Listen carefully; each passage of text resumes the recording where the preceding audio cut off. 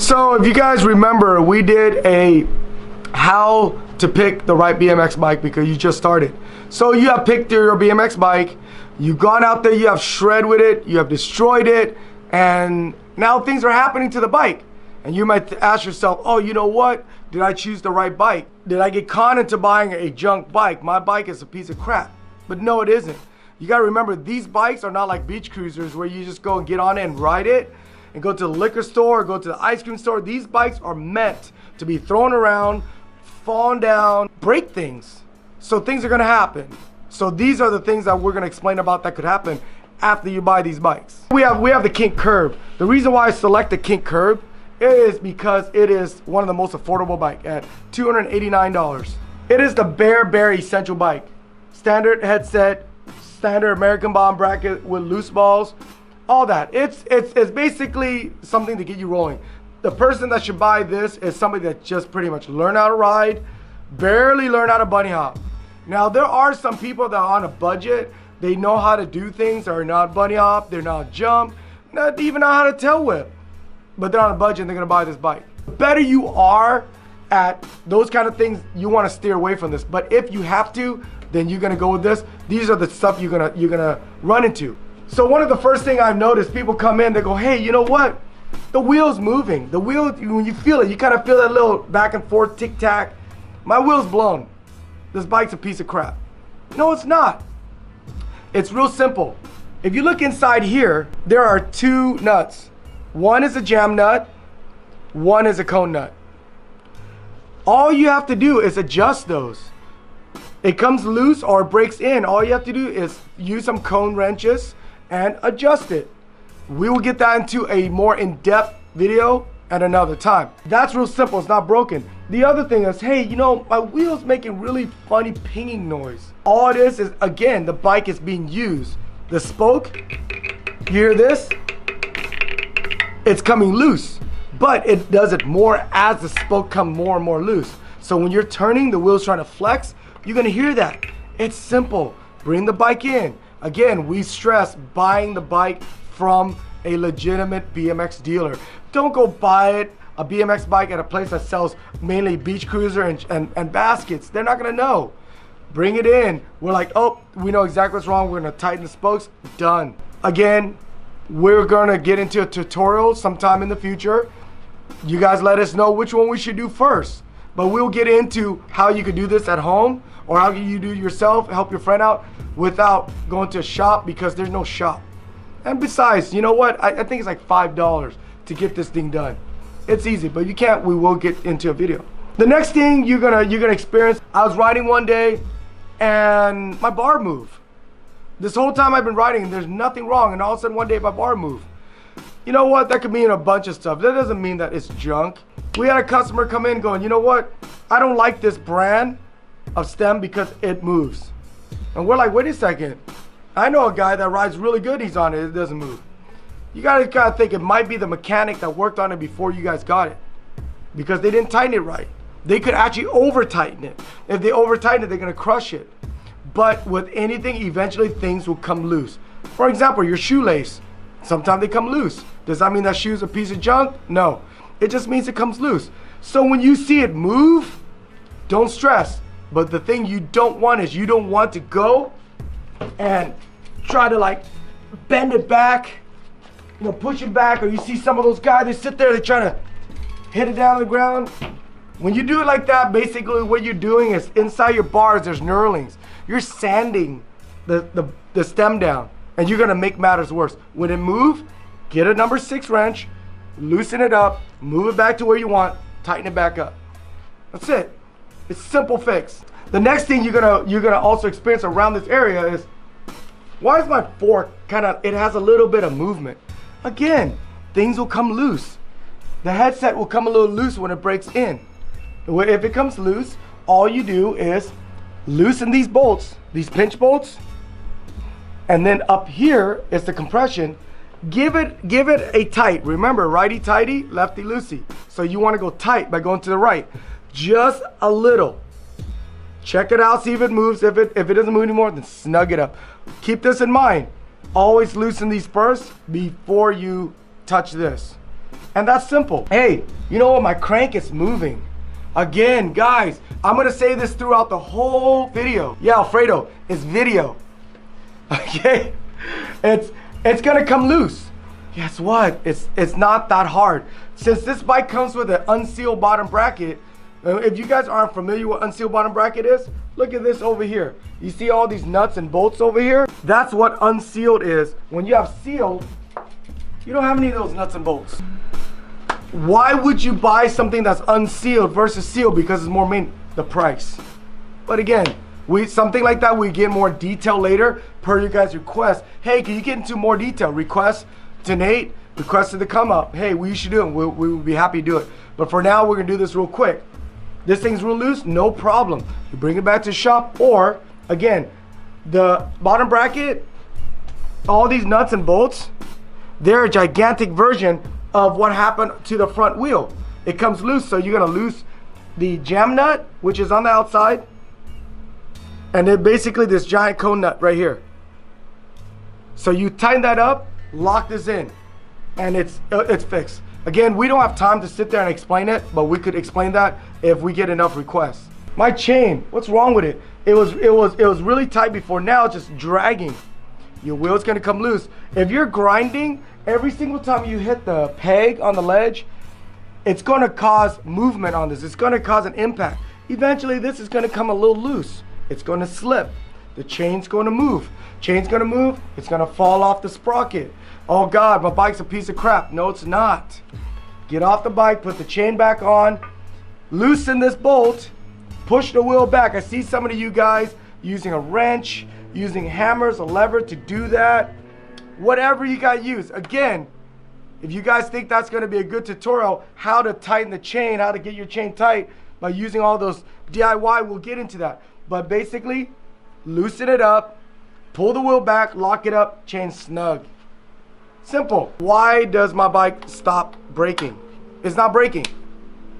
Well, it's not like it's one day it's not gonna brake no more, but you got a wheel that's riding this close to the ground. You got dirt, you got grime, you got crap on the ground. It's gonna stick on that. Every single time you pull this and this thing closes, it is grabbing all that dirt, all that grime, and it's gonna stick in there. It's gonna make it not stop. So when you pull it, it's gonna grab all that dirt and all that grime. Eventually it's gonna cake up. And as a matter of fact, I got some in here. You look at this. Look how shiny that is. Look at all the grime. How do you expect that to stop? We had a customer come in going, hey, you know, I had this bike for a long time. I don't know why, the brakes doesn't stop. Really? Really, guys?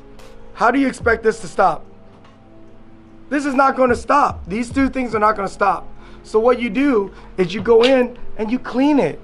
Just like your teeth, just like anything else. You take it off, you go in there and you wiped off the dirt. You go and you just clean the rim off, some Windex or whatever. Again, another time, another video that we could get into per your guys' request. And then sometime, hey, you know what? How come when I pull it now, before when all I did was I just pulled just a little bit, look, and the bike stopped. How come now when I pull it, it closes in? The cable itself, it's going to stretch.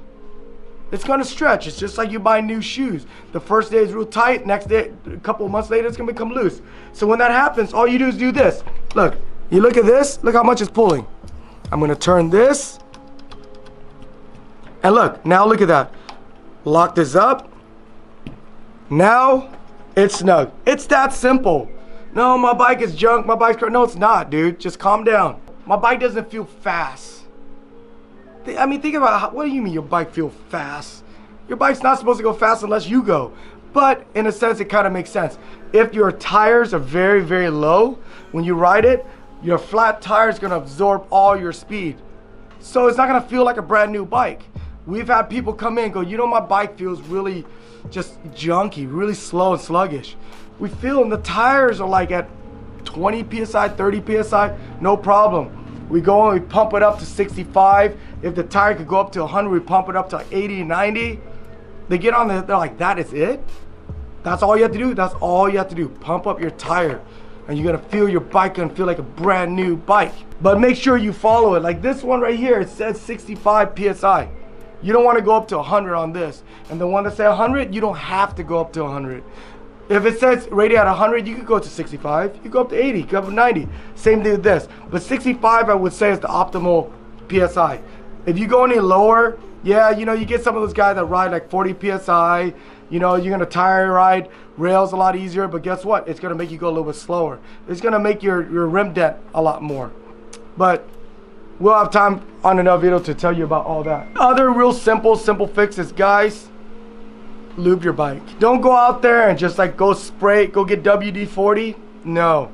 WD-40, I personally want to thank WD-40, the company, because everybody thinks you go out there and your bike's squeaking and needs lube, and they buy WD-40 and they spray down. No, you're basically degreasing your bike. And when you do that, people come in, we're gonna charge them to grease up the bike and tune in the bike. Don't use WD-40 to lube the bike. It is a cleaner.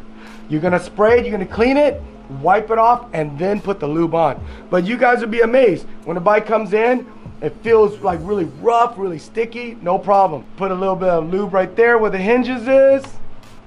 Little bit of lube right here. Lube right here, lube in the spring. Here's some squeaking, a little lube here, a little lube there. Guess what? No more squeaks. The bike feels smooth. Just a little bit of lube. You guys gotta care for your bike. The bike will wear down. It will loosen up. It does not mean your bike is junk.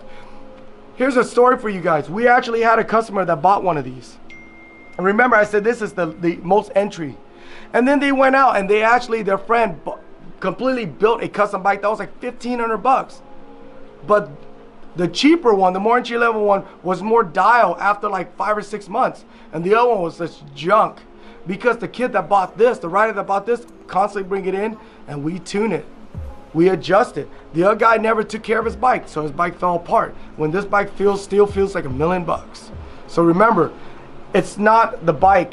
The bike is going to hold up. You just have to take care of it like the way you take care of yourself. You want to feel healthy? Be like Nate. Eat a bunch of vegetables. Eat a bunch of carrots. Don't be like me. You're going to eat a bunch of crazy food. You're going to constantly get sick and have to runs.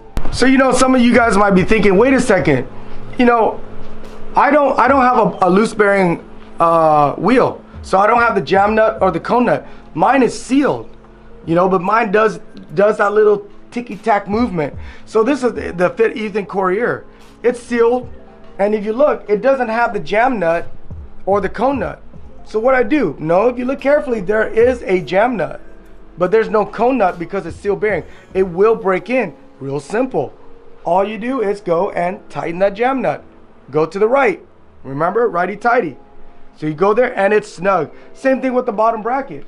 If you look at the bottom bracket, wait a second. How come mine doesn't have all the nuts and bolts? Like what Food Nate was talking about. Because this is sealed. Well, if it's sealed, then why is it coming loose? It will come loose whether it's sealed or loose. Ball. It's real simple. These pinch bolts right here, they will come loose. The compression, spindle compression nut will come loose also. You're gonna go loosen this first, the pinch, tighten this up, and everything's gonna compress snugly. Tighten this back up, and you're all good. The other thing you might find is sometimes when it becomes too loose and you fail to catch it on time, you're gonna get a tight and loose spot in the chain. It's because it came so loose that the sprocket itself fell off of the hat washer. So again, the hat washer is something you guys want to hear about how to fix that problem. Comment, request. We're not going to do something if you're not going to request it. So that is another segment. But that right there, you could fix that. But remember, if it's sealed or unsealed, it will still come loose. You still have to tighten it up. It's not a big deal. The cranks, I've seen people where the crank's almost falling off.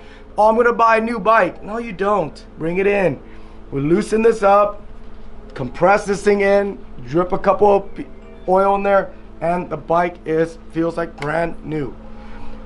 That's pretty much the major difference between a higher end one and an entry level. It's the unsealed.